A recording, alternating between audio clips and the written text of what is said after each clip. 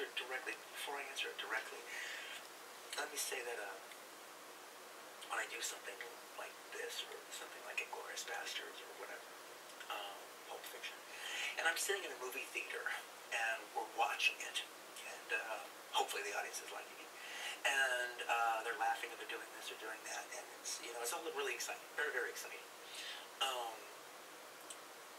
But the thing that gives me the most pride, the absolute most pride, is to know that not very long ago, because it's not like I write something, it takes me 5 years to get it made. Not very long ago, there was a time where it was just me and a pen. Yeah. See, this is an interesting point about the pen and him, because a lot of people just have pens and good creative stories, but they're never discovered, and their stories are stolen by Hollywood.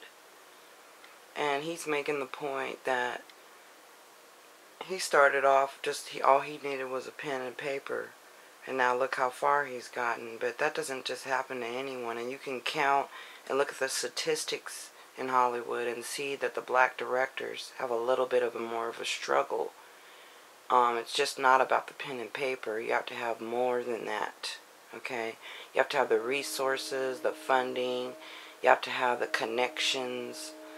So he, on the other hand, only needed a pen and paper, and he got in because he had his white skin, and he had his good old boy network who was built into Hollywood and has never left, and basically blocks others from getting in.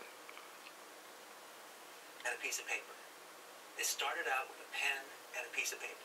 And you even told you misrepresented me a little bit when you told your plane story, because I was not typing. It was writing.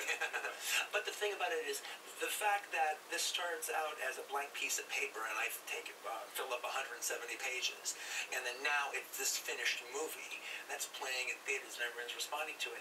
That origin of it is really, really important to me. I mean, it's a big point of pride.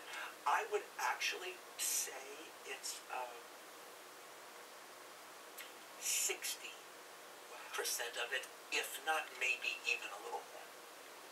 Because so he just basically was saying that he's so proud of himself for being able to write these movies, and that he almost in a sense worships himself, because he's so happy that he could accomplish so much with writing these false stories and that don't lead anyone to Christ, and that he literally elevates himself on a pedestal, and he has to give himself so much clout and so much praise, that he's so proud that he's, bringing people to Satan, I guess.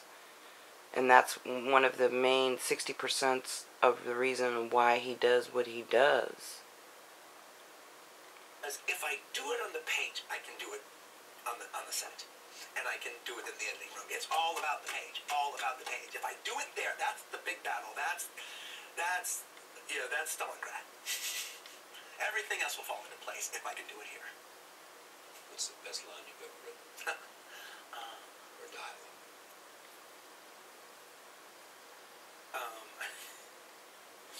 I think the one that's lived on the longest is I'll get medieval on here. From Pulp Fiction. Yeah. Marcellus says that too. I don't know. I'm not. He almost kind of reminds me of this creepy guy. I think that will be like something. A weirdo. Whatever I've written, the last will probably be one of my favorites. So actually, my favorite line in Django Unchained is when Christoph Waltz is looking to these slaves. He's going to free them. And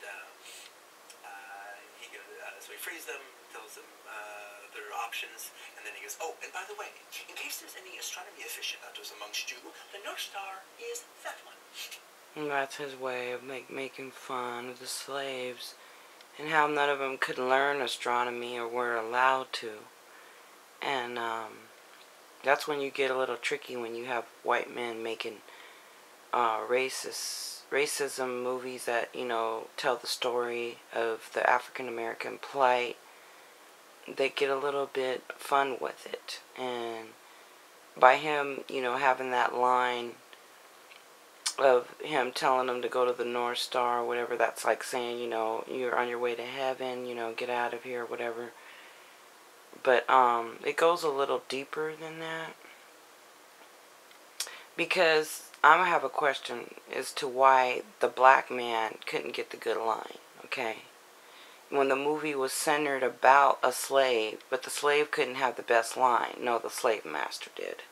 So that tells you that when we have white males making and writing our screenplays and our movies, they're not giving our perspective. They're not really giving the viewpoint that we need, and that we're leaving it up to them, and they get more of a kick out of creating the lines for the slave master characters than the slave in the main movie. Once I wrote that, I knew I had to finish the movie, because that's just too good of a line. Yeah, he has to finish the lines for the slave master.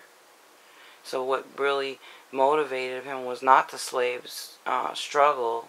It's the lines of the slave master's kickback lines. Tarantino, Django Unchained opens on Tuesday, December 25th. Oh, ho, ho. Oh, ho, ho. Which you can find my analysis of that movie on my channel.